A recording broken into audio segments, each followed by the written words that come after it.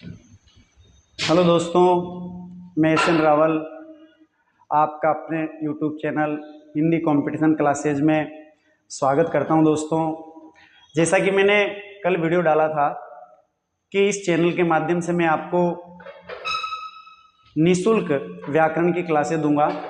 तो आज हम इसका आगाज़ करते हैं, क्लास शुरू करते हैं। दोस्तों, मैं चाहता हूं कि आप अगर मेरे यूट्यूब चैनल पर नए हों तो सब्सक्राइब करें और वीडियो को लाइक करें और जितना हो सके उतना शेयर करें, क्योंकि क्या है दोस्तों, जिस प्रकार से आपको इन वीडियो से फ़ायदा होगा वही फ़ायदा अन्य बहन भाइयों को हो, ये मैं चाहता हूँ। ठीक है दोस्तों, शुरू करते हैं। अपना आज का टॉपिक दोस्तों वर्ण विचार है। क्या है दोस्तों? वर्ण विचार। वर्ण विचार एक ऐसा टॉपिक है जो करीब करीब सभी कंपटीशन एग्जाम में पूछा जाता है और मैं उन चीज़ों पर ही फोकस करूंगा जो पूछी जाती है। ठीक है, क्योंकि ज़्यादा समय मैं आपका लूंगा नहीं, क्योंकि अभी एग्जाम का दौर चल रहा है। तो मैं चाहता हूं कि आपकी अच्छी तैयारी हो, अच्छे कम समय में बेहतरीन तैयारी हो। ठीक है दोस्तों, तो तैयार रहिए, शुरू करते हैं। देखो, टॉपिक अपना कौन सा? वर्ण विचार। कौन सा है दोस्तों? वर्ण विचार है। अब बात अपन करें, वर्ण विचार के अंतर्गत संबंधित क्वेश्चन पूछे जाते हैं। जैसा कि देखिए, बात अपन करें, शुरुआत कहां से होती है कि हमारे मुख से क्या होता है दोस्तों? हमारे मुख से ध्वनि निकलती है। क्या निकलती है? ध्वनि। और इस ध्वनि को हम लिखित रूप देते हैं किसके माध्यम से? वर्ण के माध्यम से। किसके माध्यम से दोस्तों? वर्ण के माध्यम से। किसके माध्यम से देते हैं दोस्तों?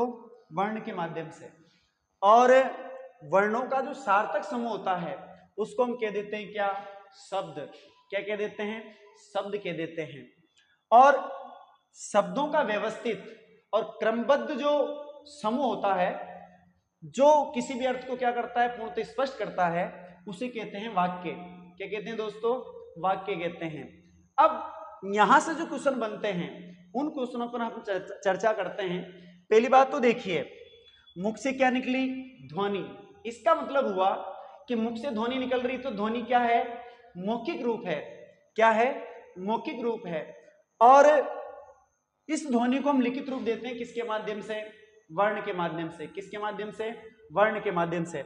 वर्ण के माध्यम से हम लिखित रूप देते हैं दोस्तों। और तो हम ये कह सकते हैं कि साहब, ध्वनि का लिखित रूप तो है वर्ण और वर्ण का मौखिक रूप है ध्वनि। ठीक है, ध्वनि का लिखित रूप तो क्या है? वर्ण है, वह वर्ण का मौखिक रूप क्या है? ध्वनि है। फिर बारी आती है यहां से कि साहब वर्ण किसे कहते हैं? कि वर्ण किसे कहते हैं? सीधी सी बात है कि हम ध्वनियों को लिखित रूप जिसके माध्यम से देते हैं, यानी कि जैसे ध्वनि का लिखित रूप वर्ण है, वह वर्ण का मौखिक रूप ध्वनि है। वे संकेत या लिपि चिन्ह जिनके माध्यम से क्या किया जाता है दोस्तों? ध्वनियों को लिखित रूप दिया जाता है। क्या किया जाता है? ध्वनियों को लिखित रूप दिया जाता है। उन्हें हम क्या कहते हैं? वर्ण कहते हैं। क्या कहते हैं दोस्तों? वर्ण कहते हैं। यानी कि बात अपन करते हैं, बात अपन करें कि वर्णों के माध्यम से क्या किया जाता है? ध्वनियों को लिखित रूप दिया जाता है। अब देखिए, इसके बाद अगला जो क्वेश्चन बनता है एग्जाम के अंदर, वो बनता है भाषा की सबसे छोटी इकाई से संबंधित। तो ये जो क्वेश्चन है ये 2 या 3 तरीके से बनता है। एग्जामिनर क्या करता है? अलग अलग तरीके से क्वेश्चन पूछता है और स्टूडेंट एग्जाम के अंदर क्या होते हैं? कंफ्यूज हो जाते हैं, बेचारे भ्रमित हो जाते हैं। भ्रमित नहीं होना है, कंफ्यूज नहीं होना है। जैसे भी पूछता है आपको उसी तरह से जवाब देना है। अब देखिए, मैंने आपको शुरू में बताया कि ध्वनि जो है ये मौखिक रूप है। क्या है? मौखिक रूप। यानी कि ये कह सकते हैं कि मौखिक भाषा की सबसे छोटी इकाई अगर पूछी जाती है, मौखिक भाषा की सबसे छोटी इकाई अगर पूछी जाती है तो जवाब क्या देना है? ध्वनि देना है। क्या देना है दोस्तों? ध्वनि। और दूसरा क्वेश्चन देखिए, लिखित भाषा की सबसे छोटी इकाई क्या है? वर्ण है। अब इसमें याद करने की ऐसी कोई आवश्यकता नहीं है, आपको अच्छी तरह से पता है कि ध्वनियों को लिखित रूप किससे दिया जाता है, वर्णों से दिया जाता है। इसका मतलब लिखित भाषा की शुरुआत किससे होती है, वर्ण से होती है। तो इसका मतलब क्या हुआ, लिखित भाषा की सबसे छोटी इकाई क्या कहलाएगी, वर्ण कहलाएगी। क्या कहलाएगी दोस्तों, वर्ण कहलाएगी। ठीक है, और इसी क्वेश्चन को फिर तीसरे तरीके से पूछता है कि भाषा की सबसे छोटी इकाई क्या है, तब भी आपका जवाब क्या होना चाहिए, वर्ण होना चाहिए। क्या होना चाहिए, वर्ण होना चाहिए। ठीक है, तो आपसे अब देखिए एक ही सवाल को तीन तरीके से प्रस्तुत किया गया। मौखिक भाषा की अगर आपसे इकाई पूछी जाए, मौखिक भाषा की आपसे अगर सबसे छोटी इकाई पूछी जाती है तो जवाब क्या देना है आपको, ध्वनि। लिखित भाषा की सबसे छोटी इकाई पूछी जाएगी तब भी क्या जवाब देना है दोस्तों, वर्ण। और भाषा की अगर सबसे छोटी इकाई पूछी जाए तब भी आपको जवाब देना है दोस्तों क्या, वर्ण।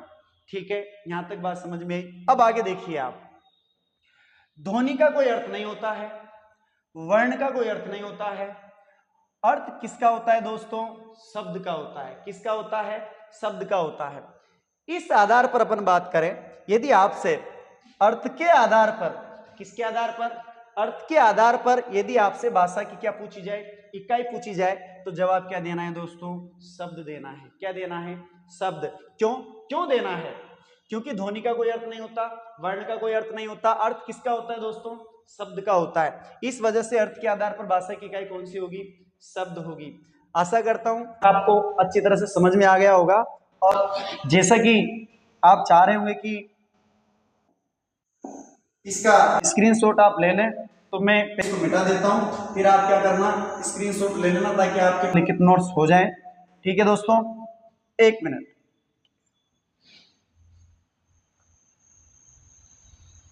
हाँ, अब आप स्क्रीनशॉट ले सकते हैं। ठीक है दोस्तों।